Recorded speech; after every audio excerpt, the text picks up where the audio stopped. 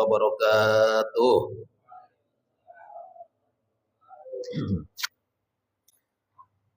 Alhamdulillahi wahibil atiyah. Asyhadu an la ilaha illallah wahdahu la syarikalah. Wa asyhadu anna sayyidana wa nabiyyana Muhammadan abduhu wa rasuluhu la nabiyya ba'dah. Allahumma shalli wa sallim ala sayyidina Muhammadin khairil bariyah wa ala alihi wa ashabihi dzawin nufusil aliyah. Amma ba'du faqad qala Allah ta'ala fi ayatihil karimah wa huwa asdaqul maqalah. A'udzu billahi minasyaitonir rajim. Bismillahirrahmanirrahim. Fas'alu ahla dzikri in kuntum la ta'lamun. Al-ayah wal makna wallahu amrun biradih. Shadaqallahul azim wa ballagha rasuluhun nabiyul karim wa nahnu ala dzalika minasyahidin wasyakirin walhamdulillahi rabbil alamin. Masyiral muslimin wa zumratal mu'minin rahimakumullah. Bil khusus segenap pengurus Masjid Jami Al-Hidayah yang semuanya sama-sama saya hormati, dan juga para jamaah Masjid Jami Al-Hidayah yang saya hormati.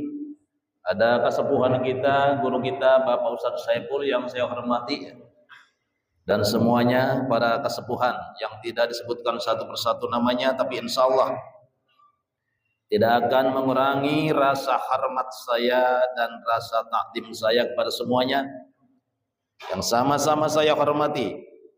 Dan semoga berkumpulnya kita di masjid yang mulia ini menjadi wasilah turun berkah, amin. Turun rahmat dan maghfirah, dipanjangkan umur kita, dimudahkan segala urusan kita, disehatkan badan kita, bertambah ilmu kita, semakin meningkat iman dan takwa kita kepada Allah Subhanahu wa ta'ala, amin ya rabbal. Mari kita sama-sama memanjatkan puja-puji serta syukur kehadirat Allah Subhanahu wa ta'ala yang telah memberikan berbagai macam anugerah serta nikmatnya kepada kita, di antaranya sehat walafiat dan juga panjang umur.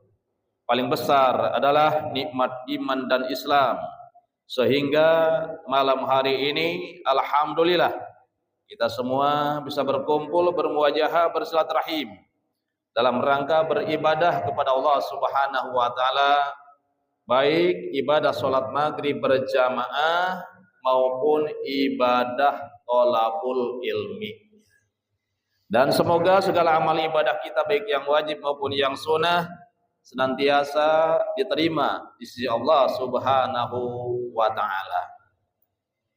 Salawat rangkai salam semoga tetap terlimpah curahkan keharibaan junjungan kita Nabi besar Muhammad sallallahu alaihi wasallam, keluarganya, para sahabatnya, para tabi'in, para ulama, dan semoga bil khusus pada kita yang hadir di Masjid Al-Hidayah ini dan umumnya pada segenap muslimin muslimat di mana saja berada.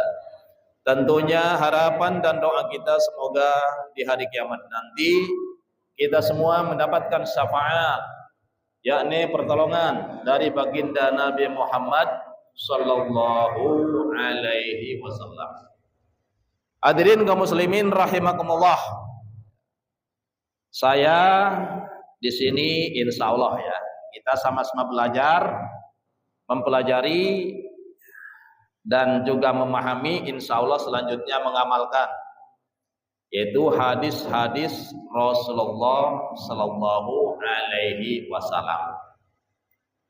Sebelum kita menyimak hadis yang akan saya sampaikan, alangkah baiknya sebelumnya kita bicarakan kedudukan hadis di dalam agama Islam. Perlu kita ketahui bahwa kedudukan hadis di dalam agama Islam adalah merupakan sumber hukum Islam yang kedua setelah Al-Quran. Jadi menurut pemahaman ahli sunnah wal jamaah atau aswaja, sumber hukum Islam itu ada 4. Yang pertama adalah Al-Quran. Yang kedua hadis. Yang ketiga ijma. Dan yang keempat qiyas. Itulah sumber hukum Islam menurut pemahaman aswaja atau ahli sunnah wal jamaah. Jadi sumber bukan hukum bukan hukum Islam, tapi sumber hukum Islam. Lalu hukum Islamnya di mana?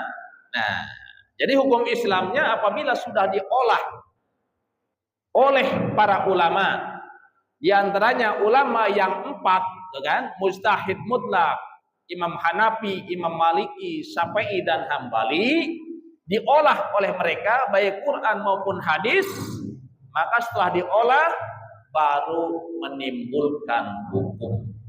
Contoh umpamanya para ulama ingin menetapkan hukum nikah, maka dicari semua ayat-ayat Al-Quran yang berkaitan dengan nikah dan juga hadis-hadis Rasulullah SAW yang berkaitan dengan nikah, lalu baru menyimpulkan hukum nikah itu apa, wajib, sunnah, makruh, haram atau mubah.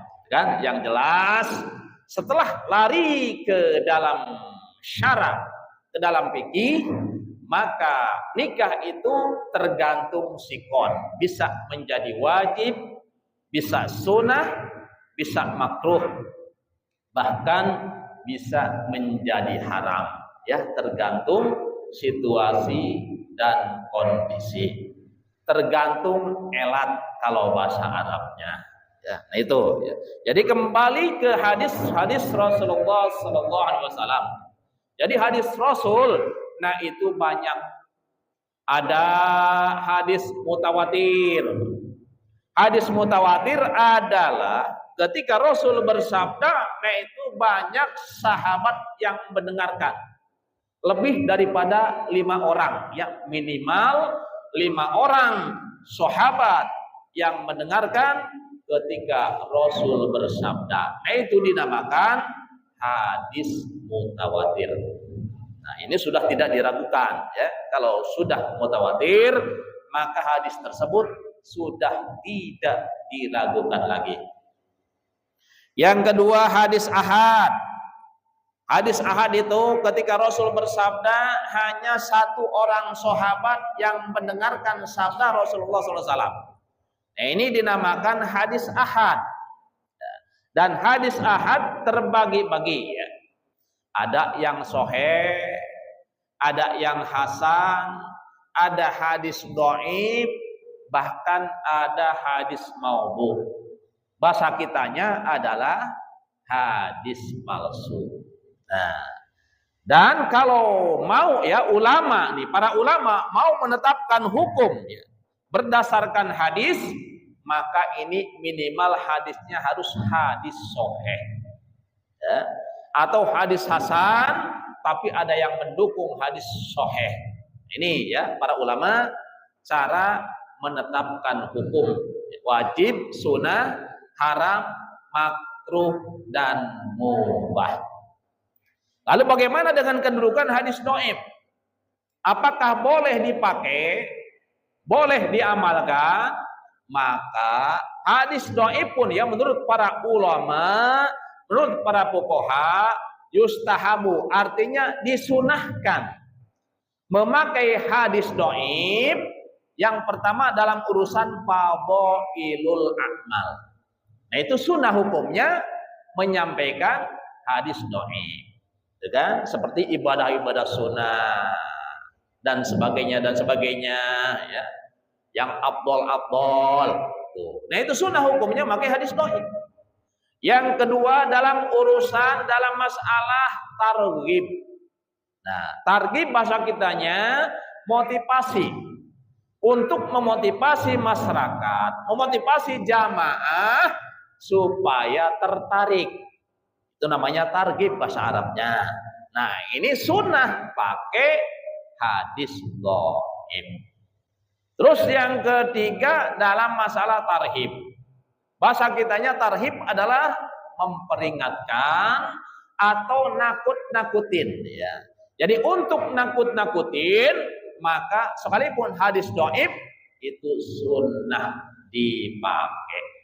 Sunnah hukumnya disampaikan ini menurut para ulama dan fuqaha, termasuk ulama ahli hadis.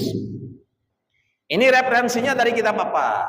Referensinya dari kitab Al-Azkar karya Imam Nawawi. Ya, bukan Syekh Nawawi nih ya. Jadi ada Imam Nawawi, ada Syekh Nawawi. Kalau Imam Nawawi nah orang Solo, orang Timur Tengah. Kalau Syekh Nawawi orang Banten. Itu kurunnya jauh berbeda ya. Lebih dulu Imam Nawawi daripada Syekh Nawawi. Nah, sekarang kita ya mari sama-sama menyimak hadis Rasulullah sallallahu alaihi wasallam. Ini saya bawa kitabnya, kitab Irsadul Ibad karya Syekh Jainuddin Al-Malibari. Nah, isinya apa nih? Ini isinya memang campur aduk ya.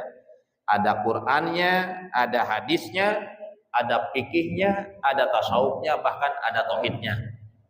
Ya. Jadi kalau sudah lari ke tauhid, nah itu sama sumbernya Al-Qur'an, hadis, ijma, qiyas. Fikih sama sumbernya Al-Qur'an, hadis, ijma dan qiyas. Tasawuf sama sumbernya daripada Al-Qur'an, hadis, ijma dan qiyas. Bahkan semua studi, semua pelajaran, semua ilmu dalam Islam, nah itu sama, yaitu sumbernya Al-Qur'an, hadis, ijma dan qiyas, termasuk ilmu sorof, ilmu nahu, ilmu mantik dan sebagainya. Nah itu semuanya sumbernya, dasarnya Quran, hadis, ijma dan qiyas. Imam Muslim meriwayatkan an Umar bin Khattab dari sahabat Umar bin Khattab radhiyallahu anhu. Qala bahwasanya Umar berkata, bainama nahnu inda Rasulillah sallallahu alaihi wasallam, ya ketika kami bersama Rasulullah sallallahu alaihi wasallam datayaun pada suatu hari, itulah alina rajulun sadidu bayadis siyabi sadidu sawadi sya'ri la yura alaihi asru safari. Tiba-tiba muncullah seorang laki-laki yang rambutnya atau yang bajunya pakaiannya sangat putih, rambutnya sangat hitam dan tidak terlihat padanya ada bekas-bekas bepergian. Ya pokoknya masih glowing ya. Bajunya masih glowing, rambutnya masih glowing, masih rapi. Kalau orang bepergian kan itu biasanya ada debu dan sebagainya. Ini tidak ada sama sekali ya. Tidak ada satu debu pun yang nempel baik di pakaiannya maupun di badannya. Terus kata Sayyidina Umar selanjutnya, wala ya'rifuhum min ahadun. Bahkan seorang pun di antara kami tidak ada yang mengenalnya.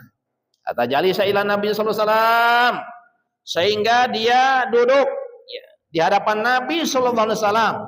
Lalu dia sandarkan lututnya kepada lutut Nabi dan dia letakkan kedua telapak tangannya di atas kedua pahanya. Lalu bersabda kepada Kangjeng Nabi Muhammad sallallahu alaihi wasallam, "Ya Muhammad, wahai Muhammad, akhbirni anil Islam. Coba ceritakan kepadaku tentang Islam. Nah, ini tiba-tiba bertanya kepada Nabi. Ya, setelah berhadapan dengan Nabi, orang ini bertanya kepada Nabi. Nah, lalu faqala Rasulullah sallallahu alaihi wasallam, dijawab oleh Rasulullah sallallahu alaihi wasallam, "Al-Islamu an tashhada an la ilaha illallah wa anna Muhammadar Rasulullah wa tuqimas sholata wa tutiyaz zakata wa tasuma ramadana wa tahujjal baita in istata'ta ilaihi sabila." Islam adalah sabda Nabi yang pertama, antashhada alla ilaha illallah, engkau bersaksi bahwasanya tidak ada Tuhan kecuali Allah. Tidak ada Tuhan yang hak wajib disembah kecuali Allah, dan sesungguhnya Nabi Muhammad adalah utusan Allah, dan mendirikan salat, membayar zakat, puasa di bulan Ramadan, laksanakan ibadah haji jikalau kamu mampu sabilan di perjalanannya. Ini berarti rukun Islam. Ya. Pertama syahadat, asyhadu an la ilaha illallah wa asyhadu anna Muhammadar Rasulullah. Yang kedua salat 5 waktu. Yang ketiga membayar zakat. Yang keempat puasa Ramadan. Yang kelima ibadah haji bagi orang-orang yang mampu. Lalu orang tersebut, ya laki-laki tersebut berkata, qala shadaqta, benarlah engkau wahai Muhammad. Qala Umar berkata, fa'ajibna lahu yas'aluhu wa yusaddiquhu. Waduh, kami sangat heran kepada orang tersebut ya. Dia yang nanya dan dia yang membenarkannya. Nah, terus dia berkata lagi kepada Nabi, "Ya Muhammad, fakhbirni anil iman." Ceritakanlah kepadaku tentang iman. Qala, Nabi menjawab, "Antu'mina billahi wa malaikatihi wa kutubihi wa rusulihi wal yaumil akhir wa tu'mina bil qadari khairihi wa syarrihi minallahi ta'ala." Sabda Nabi atau jawab Nabi, iman adalah engkau beriman kepada Allah, para malaikatnya, kitab-kitabnya, para rasulnya, hari akhir, dan juga beriman kepada qadar, takdir Allah, ya. Baik yang baik maupun yang buruk, minallahi ta'ala, itu semuanya dari Allah. Nah, ini menjelaskan rukun iman.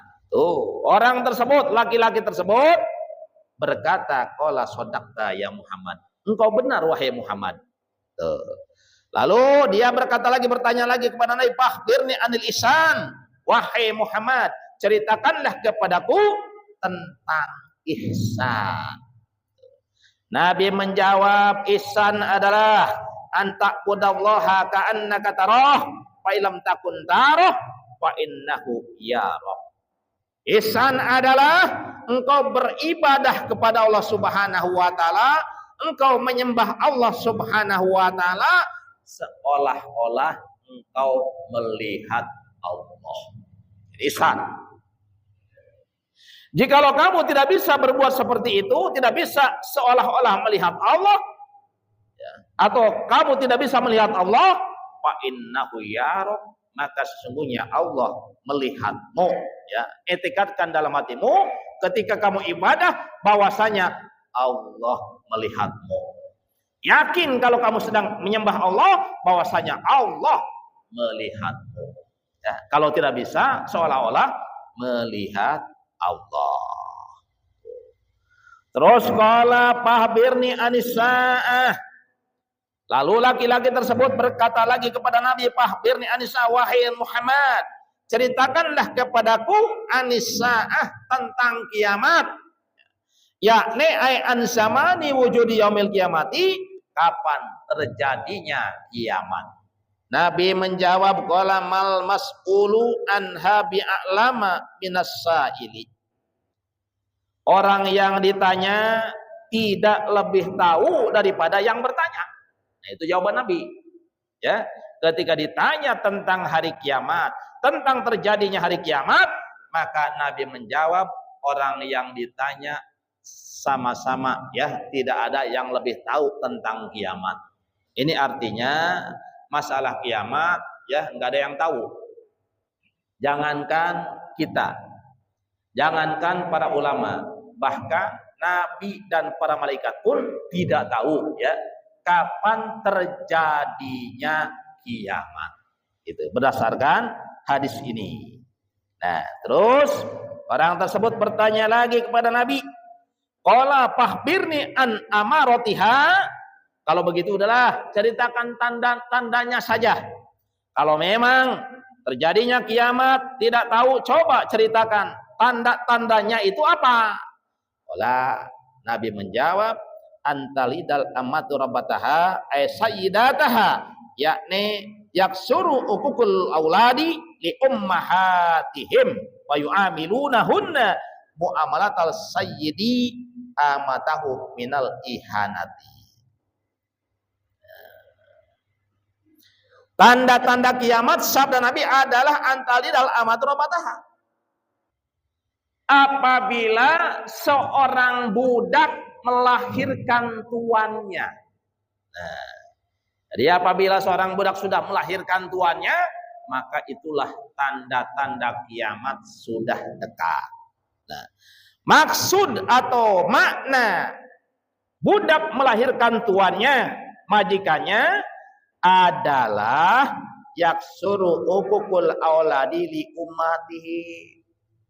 Jadi anak-anak sudah pada berani durhaka kepada ibunya.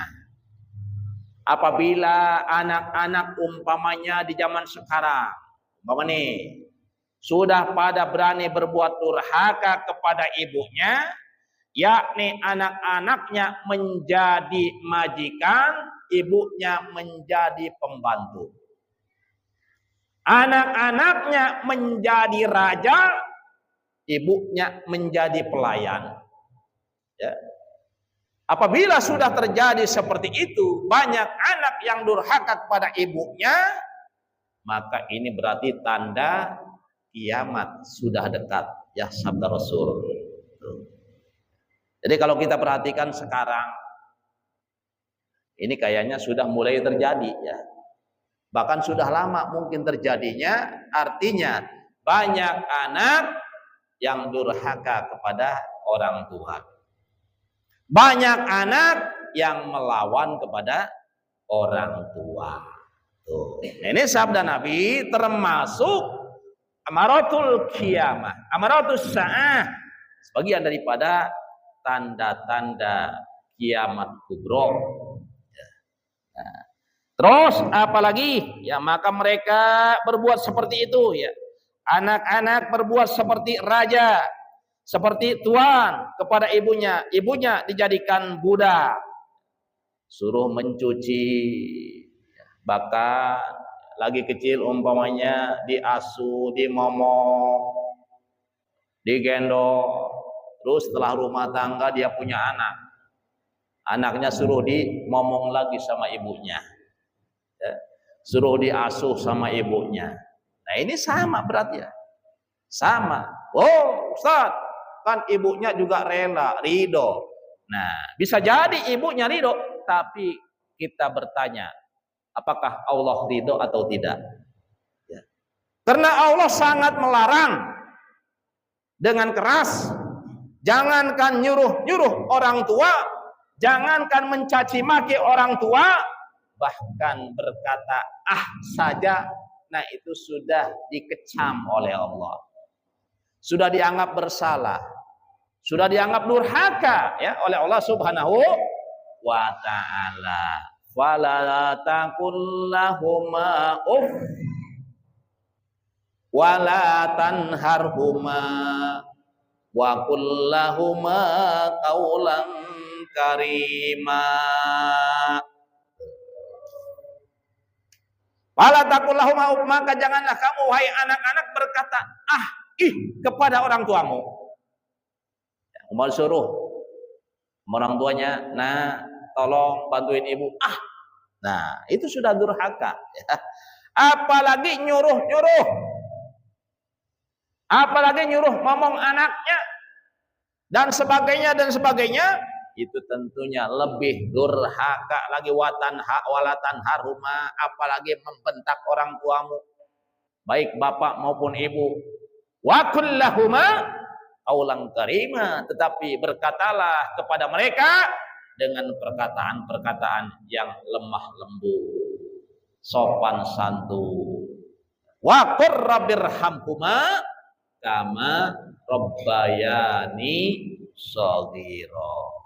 Dan ucapkanlah, doakanlah keduanya dengan doa Rabbirhamhuma kama rabbayani shaghira, minimal 5 kali. Jadi kita mendoakan orang tua itu minimal sehari semalam 5 kali. Setiap selesai sholat fardu. Ya, makanya jangan ditinggalkan tuh ya istighfarnya. Setelah kita istighfar, astagfirullahaladzim alladzi la ilaha illa huwal hayyul qayyum wa atubu ilaihi min jami'il ma'asi wa dzunub. Maka ditambah dengan astagfirullahaladzim wali walidayya warhamhuma kama rabbayani shaghira, boleh. Atau astagfirullahaladzim wali walidayya wal ashabil huquqil wajibati alayya wali masyayikhi wa li jami'il muslimin wal muslimat wal mu'minin wal mu'minatil ahya'i minhum wal amwat. Itu lebih bagus lagi. Di samping kita mendoakan kedua orang tua kita, bahkan termasuk saudara-saudara kita muslimin muslimat, termasuk juga guru-guru kita. Nah, ini hebat ya. Kalau kita lihat fadilahnya, ini istighfar ini sangat hebat sekali ya. Kalau kita sering beristighfar seperti itu, memohonkan ampun untuk kedua orang tua kita muslimin muslimat, maka salah satu fadilahnya adalah di akhirat nanti ya, kalau kita punya sengketa dengan saudara kita ya muslimin muslimat yang seagama, maka nanti saudara kita akan memaafkan kita. Ketika kita punya dosa kepada seseorang, maka dia akan memaafkan kita nanti di akhirat, akan ridho kepada kita nanti di akhirat. Kenapa? Ya karena kita setiap hari 5 kali mendoakan mereka, mendoakan saudara kita, mendoakan ibu kita. Ya bahkan nah ini solusi. Apabila ibu kita, bapak kita sudah meninggal dunia, ya, lalu kita sempat punya salah kepada orang tua kita, maka salah satu cara minta maafnya kepada orang tua, salah satunya adalah berbanyak istighfar untuk orang tua kita. Artinya banyaklah berdoa dengan memohonkan ampun kepada Allah Subhanahu wa taala, yaitu dengan kalimat astagfirullahaladzim wali walidayya warhamhuma kama rabbayani shaghira. Tuh, ya ini mudah lah. Sangat mudah sekali, sebentar kok ya. Paling berapa detik selesai. Daripada ngerokok tuh kan. Ngerokok berapa menit tuh. Kayaknya waduh, sama sholat juga lamaan ngerokok ya. Iya. Lebih lama ngerokok sebatang tuh daripada sholat 4 rakaat. Ya, tapi Masya Allah itu kalau sholat itu rasanya berat banget ya. Enggak kayak ngerokok itu kan, kayak ngerokok enteng. Santai nggak kerasa. 1 jam aja habis sebungkus. Nah itu ngerokok ya Masya Allah. Teruskan hadisnya ya. Terus apalagi tanda kiamat, wa antarul hufatal urratal mu'alatari asai yatatawaluna fil bunyani, yakni yasirul asafilu kal muluk.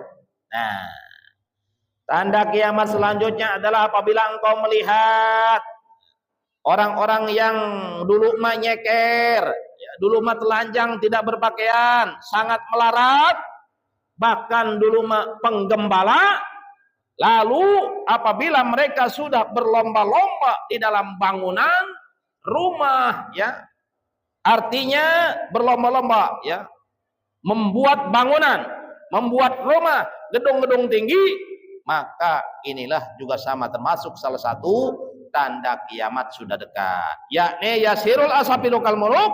Nah, orang-orang rakyat jelata dulunya apabila sudah kayak raja-raja, artinya kayak raja, rumahnya mewah-mewah, kendaraannya mewah-mewah, semuanya serba mewah. Yang padahal rakyat jelata. Tuh, ya, apabila rakyat jelata sudah demikian, maka ini pun sama termasuk salah satu kiamat sudah dekat. Ya kalau kita perhatikan sekarang nih, apalagi katanya di Qatar. Ya, itu sudah tidak ada orang miskin. Yang padahal dulunya mah, pengangon ya, tukang ngangon, pengembala di Dubai, termasuk di Saudi ya, masya Allah, itu gedung-gedungnya sudah sangat tinggi-tinggi. Di kita saja, di kita nih, kalau kita perhatikan di kita Indonesia, di kampung-kampung, pelosok-pelosok, sekarang rumah bilik jarang. Ya, itu tadi ya. Iya, kayaknya rumah bilik sudah jarang yang sekarang. Atau orang dulu mah rumah panggung katanya, pakai bilik, terus pakai amben. Sekarang sudah jarang, kecuali di Baduy barangkali ya. Kalau di Baduy itu mungkin masih bilik. Di Baduy masih bilik. Tapi kalau di masyarakat kita, masyarakat Islam, itu masya Allah hampir musnah tuh rumah bilik. Semuanya sudah diganti dengan rumah-rumah tembok. Tuh. Ini berarti, nah, kalau kita berpikir ke hadis ini, wah ini jangan-jangan nih tanda kiamat nih. Ya, udah pasti ya, udah pasti kiamat itu akan terjadi. Cuman tahun berapanya itu tidak ada hadis yang menjelaskan. Cuman ada hadis yang menjelaskan hari dan tanggal termasuk bulan. Nah, itu ada hadis yang menjelaskan. Nah, itu harinya hari apa kiamat? Hari Jumat ya. Dalam hadis sebutkan kiamat itu terjadinya hari Jumat, kiamat kubro ya. Bulannya bulan apa? Bulan Muharram. Tanggalnya tanggal berapa? Tanggal 10. Nah, adapun tahunnya itu tidak dijelaskan. Cuman ada ya, ada hadis yang mengisyaratkan bahwasanya usia bumi, usia dunia dihitung daripada Kangjeng Nabi ya, hijrah Kangjeng Nabi, nah itu hanya 1.500 tahun. Itu ada hadisnya, hadis doib ya. Walaupun hadis doib, nah ini banyak yang mendukungnya, gitu kan? Jadi dalam hadis tersebut dijelaskan bahwasanya tarikh dunia, usia dunia setelah hijrah Kangjeng Nabi, nah itu hanya 1.500 tahun. Nah sekarang tahun berapa? 1446 apa 7? 47 ya. Berarti 500. Sisanya berapa lagi tuh? 53 lagi ya. Kalau benar ya 53 lagi. Waduh, harus siap-siap nih ya. Masya Allah. Iya, kalau kita kayaknya nggak ngerasain ya. Insya Allah kita ngerasain. Kalau anak cucu itu wallahu alam ya. Insya Allah. Kalau ngitung 53 tahun lagi, tapi itu wallahu alam ya. Wallahu alam karena memang secara pastinya itu tahunnya tidak dijelaskan. Ya, barangkali bisa lebih dari 1.500 kan. Itu mungkin terjadi ya. Mungkin bisa lebih. Ya karena tanda-tanda besar itu belum terjadi.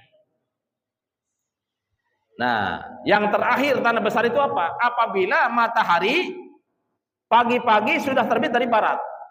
Nah, itu kalau dihitung dari matahari terbit dari barat, enggak nyampe 2 tahun lagi tuh ya. Jadi ukuran kiamat kubro enggak nyampe 2 tahun lagi. Ya, apabila matahari pagi-pagi terbit dari barat sekaligus ditutup pintu tobat untuk seluruh manusia atau jin dan manusia. Ya, artinya apabila matahari pagi-pagi sudah terbit dari barat, maka semua orang tidak bisa bertobat. Artinya yang tadinya kafir akan tetap kafir, walaupun dia insaf, walaupun dia baca syahadat, tetap hukumnya kafir karena sudah tutup pintu tobat. Atau kalau orang Islam yang tadinya banyak dosa sekaligus beristighfar sampai keluar air mata darah, ya, menangis, memohon ampun kepada Allah, ini tetap tidak akan diampuni oleh Allah Subhanahu wa taala. Kenapa? Karena sudah tutup pintu tobat secara universal untuk seluruh jin dan manusia. Nah, sebelum matahari terbit dari barat, apa lagi yang terbit, yang keluar, yang muncul? Ya, yang pertama diantaranya asap memenuhi jagat raya, tuh kan? Ini ntar apa jagat seluruh dunia nih akan penuh dengan asap. Nah, itu konon katanya itu apabila sudah ada asap memenuhi jagat raya, maka itu teknologi sudah tidak berlaku. Ya. Kenapa? Karena tidak ada sinyal. Termasuk bom, apalagi HP, sudah nggak berlaku lagi nanti ya. Tidak bisa digunakan lagi. Kenapa? Karena tidak ada sinyal, penuh dengan asap. Tuh. Setelah asap apa? Dajjal. Ya. Terus setelah Dajjal Nabi Isa alaihissalam. Itu nyambung. Ya, kalau sudah keluar asap, itu sambung menyambung sampai matahari terbit dari barat. Setelah Nabi Isa, Ya'juj Ma'juj. Setelah Ya'juj Ma'juj, waduh, 3 gerhana, ya, barat, timur dan jazirah Arab. Tuh. Itu semuanya ada gerhana. Ya, terus terakhir api, tuh. Ya. Atau matahari terbit dari barat. Terakhir api. Itulah tanda-tanda besar kiamat yang apabila salah satunya sudah muncul, maka akan sambung menyambung terus. Berapa lama ukurannya? 40 hari, 40 hari ya. Asap 40 hari. Dajjal 40 hari. Cuman kalau Dajjal, nah itu hari pertama bagaikan 1 tahun lamanya. Itu Dajjal. Ya, masa Dajjal atau rejim Dajjal, ya, itu lamanya 1 hari pertama bagaikan 1 tahun. 1 hari kedua bagaikan 1 bulan. Nah, 1 hari selanjutnya yaitu seperti hari-hari biasa. Nah, itulah ketika Dajjal keluar. Ya, sekarang di mana? Wallahu alam. Nah, itu di suatu pulau, ya, dirantai oleh Allah Subhanahu Wa Taala, diborgol oleh Allah Subhanahu Wa Taala. Nah, itu menurut satu riwayat, apabila ada orang adzan, nah itu borgolnya tambah kenceng, gitu kan? Ya berarti kalau sudah nggak ada yang adzan, ya, sudah nggak ada yang adzan, ini borgolnya akan lepas, maka Dajjal akan keluar. Tuh, 40 hari. Ya. Nabi Isa sama, ya. Kalau Nabi Isa ada yang mengatakan 40 tahun. Itu. Jadi yang membunuh Dajjal nanti Nabi Isa alaihi salam. Tidak ada yang bisa mengalahkan Dajjal itu. Semua orang tidak diizinkan oleh Allah untuk mengalahkan Dajjal kecuali Nabi Isa alaihi salam. Ya, termasuk Imam Mahdi nggak kuat melawan Dajjal. Termasuk Nabi Khidir alaihissalam tidak kuat melawan Dajjal. Ya, jadi yang diizinkan membunuh Dajjal oleh Allah Subhanahu Wa Taala hanyalah Nabi Isa alaihi salam. Ya, karena Dajjal itu istidrajnya luar biasa. Bisa menghidupkan orang mati, tumbuh-tumbuhan mati bisa hidup oleh Dajjal. Ya. Bahkan nah itu cukup ditepak. Ya, umpamanya ini ada salah satu contoh, ada pohon mangga mati tuh, ditepak oleh dia. Wahai mangga, hiduplah, berbuahlah, langsung matang. Nah itu pada saat itu langsung hidup, berdaun, berbuah, langsung matang pada saat itu juga. Nah itulah salah satu istidraj Dajjal. Lalu orang mati dalam kubur nih, pengen dihidupkan. Wahai orang mati, bangunlah, hiduplah. Nah itu hidup. Itulah Dajjal ya. Itu namanya istidraj dari Allah Subhanahu Wa Taala, ya, untuk menguji keimanan manusia. Ya, dan menurut para nabi, bahkan dari mulai Nabi Adam, ya, termasuk Nabi Musa, sudah mengatakan, ya, bahwa cobaan fitnah yang paling berat di dunia ini adalah fitnah Dajjal. Gitu. Yang lain-lainnya tidak seberat fitnah Dajjal. Gitu kan?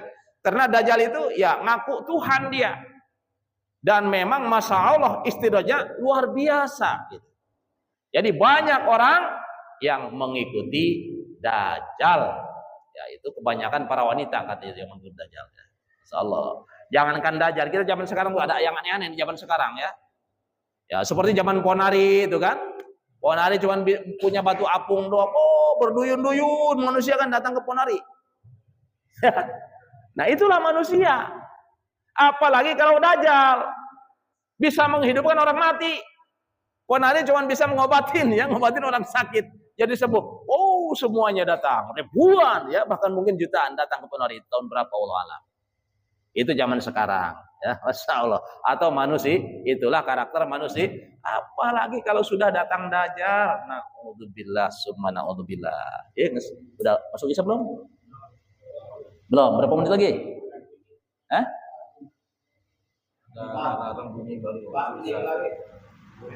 Nah, ini maksudnya sambil menunggu waktu Isya, kita ada sesi tanya jawab. Ya. Kira-kira berapa menit lagi? 10 menit? Hah? Udahlah, cukup ya. Nah, itulah yang bisa sampaikan. Ya, yang terakhir nih, mohon maaf, ini untuk antisipasi Dajjal ya. Setelah tahiyat, sebelum salam, jangan lupa membaca Allahumma inni a'udzubika min adzabil qabri wa min adzabinar wa min fitnatil mahya wal mamat wa min syarri fitnatil masihid dajjal. Itu jangan lupa ya, dibaca setiap sholat. Setelah at-tahiyat, selesai at-tahiyat ya, sholawat selesai, lalu baca doa tersebut. Nah, ditutup dengan ya muqallibal qulub tsabbit qalbi ala dinik wa ala ta'atika subhanaka inni kuntu minal zalimin. Baru salam. Ya. Itu mudah-mudahan ya dengan continue membaca doa tersebut setiap sholat, maka mudah-mudahan kita ya seandainya ya, walaupun seandainya kita bertemu dengan periode Dajjal, rejim Dajjal, ya mudah-mudahan kita diselamatkan dari fitnah Dajjal. Gitu kan? Nah, silakan selanjutnya barangkali ada yang perlu ditanyakan ya sekitar tema atau di luar tema, silakan ditanyakan.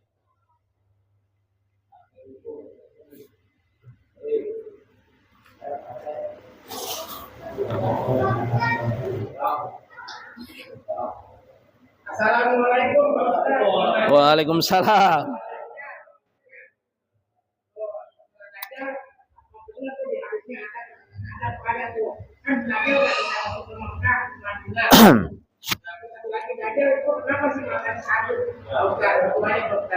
Oh ya. Itu betul ya. Jadi Dajjal itu tidak bisa masuk Mekah, Madinah, bahkan Masjidil Aqsa. Ya, nah itu turis Cina. Jadi ada 4 tempat yang tidak bisa dimasuki oleh Dajjal. Kenapa? Karena disiaga ketat oleh para malaikat. Nah itu ada keterangannya, ya ada riwayatnya. Nah, Mekah, Madinah, Palestina dan Masjidil Aqsa dan Turisina. Tuh. Lalu kita ke sana aja Pak. Nanti kalau ada Dajjal. Itu ongkosnya mahal. Yang kedua, kenapa matanya satu? Nah ini saya kurang paham ya. Belum ditemukan riwayatnya. Ini kenapa Dajjal matanya satu? Ya memang benar itu ya. Dajjal itu matanya satu. Adapun faktor penyebabnya, nah ini mohon maaf tidak bisa dijawab ya. Tapi nanti insya Allah dicari jawabannya. Kenapa mata Dajjal cuma satu? Oke.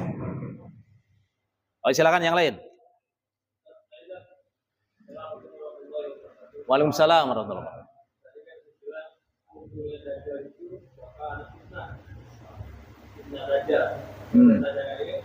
Apakah difitnah oleh Dajjal atau orang-orang yang bersifat kayak Dajjal? Jadi saya fitnah gitu. Oh ya. Jadi menurut riwayat atau pemahaman Aswaja ini ya, pemahaman Aswaja Ahlussunnah wal Jamaah, Dajjal itu memang ada datnya, bukan hanya fitnah, bukannya sifatnya, tapi memang ada datnya, ada bentuknya itu Dajjal. Itu seperti itu ya. Kalau waktu Dajjal ada kan, umat itu kan banyak nih. Iya betul. Sebelum keluar dia sangat fitnah atau gimana? Masyarakat itu nih. Oh sebelum keluar Dajjal. Dajjal sampai keluar gitu. Kalau sekarang ini nyebutnya karena Dajjal udah keluar sekarang ini. Oh udah ada yang mengatakan keluar. Oh. Nah ini sebelumnya belum ya. Sebenarnya belum. Ya karena sebelum Dajjal Imam Mahdi dulu, gitu kan. Jadi susunannya sebelum Dajjal itu Imam Mahdi dulu. Imam Mahdi, gitu kan. Setelah Imam Mahdi baru Dajjal. Adapun manusia atau keadaan manusia di dunia, ya memang, nah itulah banyak fitnah gitu kan. Banyak fitnah yang terjadi, bahkan ada hadis yang mengatakan fitnah itu timbulnya dari ulama. Nah, ada hadis seperti itu, gitu kan? Jadi fitnah itu timbulnya asal muasalnya dari ulama, dari para kiai lah ya. Dari para kiai, nah itu akan kembali kepada para kiai, para dai. Nah, itu ada hadis seperti itu. Nah kan sekarang, nah kalau kita perhatikan di negara kita ini aja nih, negara kita ya, kebetulan nih besok merdeka. Orang tua kita dulu berperang melawan penjajah. Belanda, Inggris, Portugis, Prancis, ya.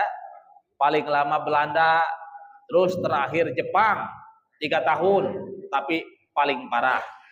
Nah, setelah 45 merdeka masih tetap perang, ya. Ada agresi Belanda kedua tahun 48. Bahkan campur aduk dengan PKI 48, pemberontakan PKI itu terjadi 48. Nah terus kesininya timbul lagi yang namanya dikatakan gerombolan, perang lagi dengan gerombolan. Nah itu mah perang saudara berarti ya, orang Indonesia dengan orang Indonesia. Ini ketika periode gerombolan. Nah setelah gerombolan PKI 65, itu kan perang terus. Ya sekarang juga Masya Allah perang terus nih, perang saudara. Kemarin terjadi di mana? Pamalang ya, di Pamalang. PWILS dengan Muhyiddin Habaib perang. Ya, Masya Allah ya, ini sebenarnya ini tidak bagus ya, cuman ya harus terjadi ya, sudah harus terjadi. Gitu. Ini sudah qada dan qadar Allah, sudah takdir Allah. Walaupun memang tidak baik itu sampai terjadi. Kenapa terjadi? Ya sudah takdir Allah. PWILS banyak ulama, banyak kiainya, banyak umat Islamnya, atau mungkin hampir mayoritas ya, atau hampir 100% umat Islam. Muhyiddin Ba'lawi ya, Muhyiddin Ba'lawi Habaib juga banyak para kiainya, banyak ya mungkin orang Islamnya 100% lah, ya mungkin.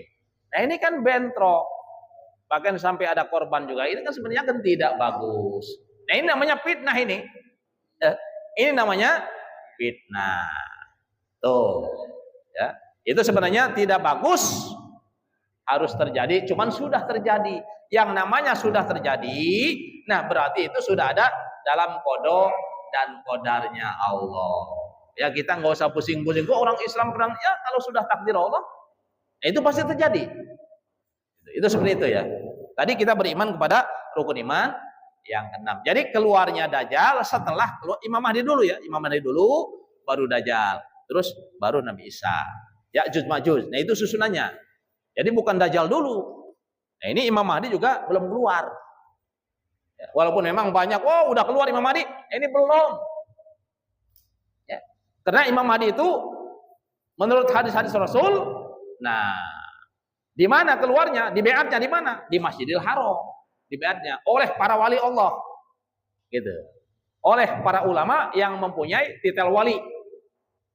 Nah, itu di beat jumlahnya 313 orang. Itu yang membeat Imam Mahdi. Bahkan Imam Mahdi pun tidak tahu bahwa dirinya Imam Mahdi, gitu kan. Nah itu dari mana asal Imam Mahdi? Imam Mahdi adalah turunan Rasulullah, dzurriyyah Rasul dari Hasan, Sayyidina Hasan radhiyallahu anhu. Jadi Hasan punya anak terus, nanti turunan dari Hasan akan ada seorang yang menjadi Imam Mahdi. Nah itu ntar beliau tirakat ya, beliau tirakat, munajat kepada Allah, lalu diberikan ilmu-ilmu oleh Allah ya, ilmu-ilmu laduni gitu. Wah ini cara mengalahkan orang kafir begini, cara perang dengan orang kafir begini ya. Nah itu nanti Allah alam ilmunya, yaitu urusan Allah ya. Nanti berikan ilmu kepada Imam Mahdi sehingga orang kafir bisa dikalahkan semuanya oleh Imam Mahdi. Yang dipimpin oleh Imam Mahdi. Nah, lalu turunlah Dajjal gitu. Imam Mahdi kewalahan ngelawan Dajjal, ya pasukan Dajjal. Gitu nggak kuat, maka turunlah Nabi Isa alaihissalam ya untuk membantu Imam Mahdi. Nah, itu prosesnya seperti itu, ya. Kalau ada yang mengatakan Imam Mahdi sekarang sudah turun, sudah keluar, nah ini belum keluar. Ya, wallahu alam kapan. Nah, itu tidak ada yang tahu. Ya, cuman tandanya nih, saya baca dalam hadis dalam kitab Al-Qurtubi, Tadhkirah Al-Qurtubi, apabila bendera hitam sudah berkibar di timur, di Masyrik, itu tanda keluarnya Imam Mahdi. Nah, sekarang negara timur di mana nih? Dunia timur, Masyrik di mana nih? Negara apa yang termasuk Masyrik? Hah? Yaman, Masyrik. Nah, itu termasuk Masyrik. Oh iya, nah itu dalam hadisnya apabila bendera hitam sudah berkibar di Masyrik, itu tanda akan keluarnya Imam Mahdi. Sekarang udah berkibar belum? Bendera hitam? Belum ya? Hah? Oh, udah ada bendera hitam. Afghanistan termasuk Masyrik apa? Masyrik juga? Oh, ya itu bisa jadi ya, mungkin itu tanda salah satunya di Afghanistan ya. Kalau memang Afghanistan itu termasuk Masyrik gitu. Oke, silakan. Dan ini kaitannya dengan Imam Mahdi ya. Imam Mahdi ini apa namanya? Dajjal ini kan ciri-cirinya itu makanya satu kalau salah ya. Makanya satu di tengah bidatnya ada bacaan kafarah. Ada merek kafir. Ada tulisan kafir. Tapi tidak semua orang bisa melihat. Itu yang mendapat topik dari Allah aja itu yang bisa melihat.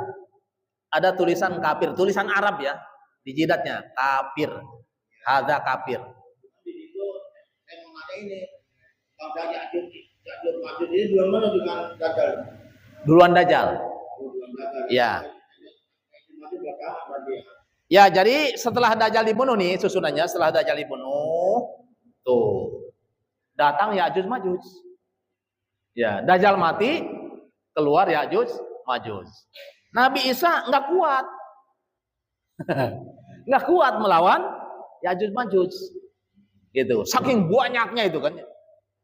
Triliunan mungkin ya. Jadi Ya'juj Ma'juj itu sejarahnya turunan Nabi Nuh. Sama, manusia sama. Nabi Nuh punya anak 3 kalau nggak salah ya, 3 ya. Ham, Sam, Yapis. Tuh. Orang Arab turunan Sam dari Nabi Nuh alaihissalam. Orang Afrika, benua Afrika turunan Ham, sama Nabi Nuh dari Nabi Nuh ya.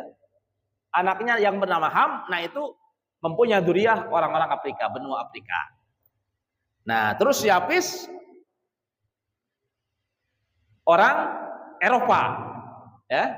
Turunan Yapis, nah itu adalah orang Eropa. Benua Eropa. Nah itu turunan Yapis ya, turunan Nabi Nuh juga berarti. Tuh kan? Indonesia itu enggak ada dalam hadisnya Indonesia itu. Ya, tahu turunan siapa gitu kan? Ya, cuman ada di tafsir ya, tafsir Sawi saya baca.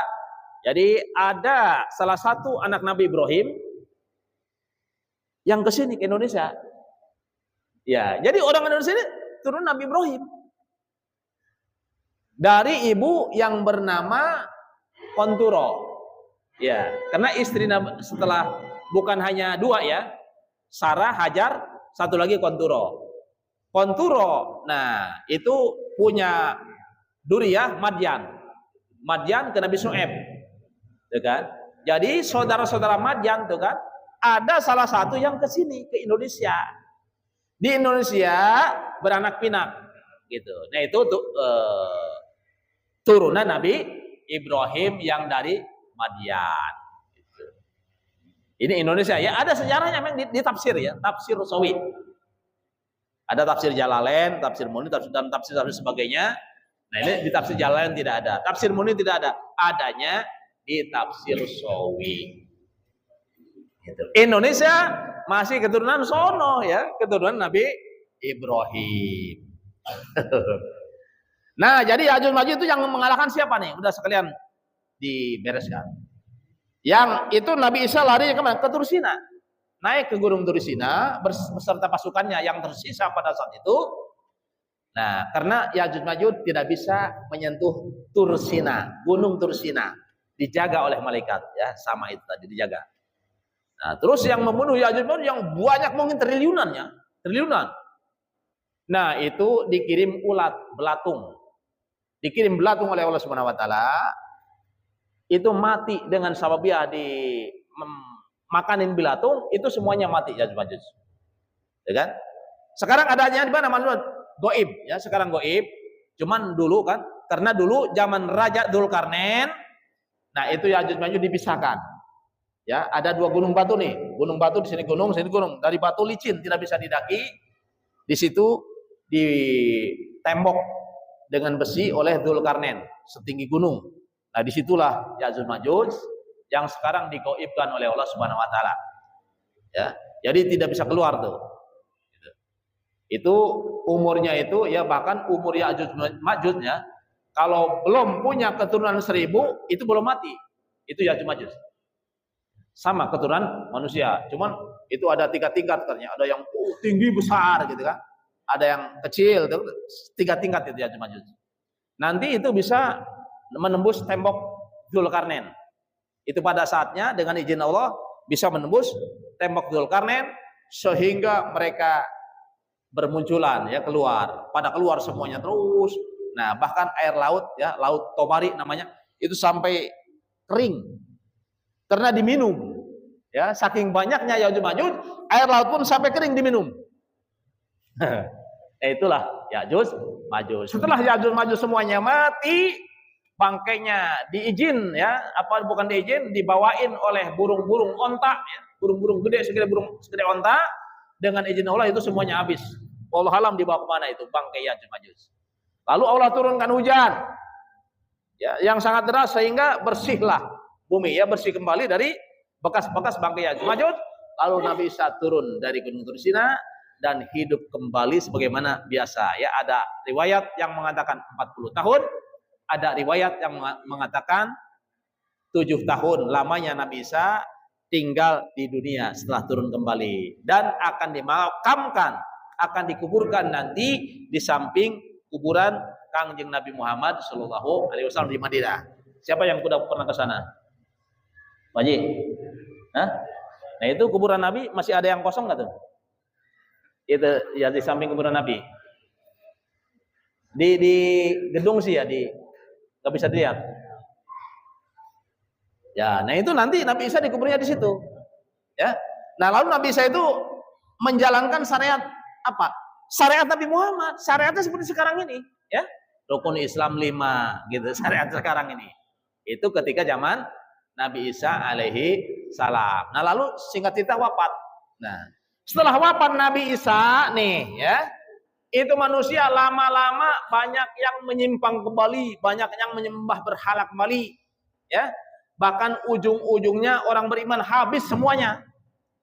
Nah, setelah orang beriman habis tuh, karena dimatikan semuanya oleh Allah Subhanahu Wa Taala, tersisalah hanya orang-orang kafir saja. Nah, jadi yang melihat terjadinya kiamat kubro, yang melihat gunung-gunung berterbangan bagaikan debu, yang merasakan gonjang ganjlingnya bumi, terbelahnya langit, itu hanyalah orang-orang kafir. Ya, jadi orang beriman walaupun imannya hanya sebesar biji sawi, yang penting ada iman dalam hatinya, itu semuanya dimatikan oleh Allah Subhanahu wa Ta'ala. Jangan khawatir ya. Kalau kita iman, nggak bakalan melihat yang namanya kiamat kubro. Termasuk cucu kita nih, yang penting beriman, nggak bakalan melihat terjadinya kiamat kubro. Seperti itu. Udah cukup kali ya? Kita tutup pengajian kita dengan baca doa Bismillahirrahmanirrahim. Subhanakallahumma wa bihamdika asyhadu an la ilaha illa anta astaghfiruka wa atubu ilaik. Astaghfirullah Rabbal baraya, astaghfirullah minal khataya, astaghfirullah Rabbal baraya,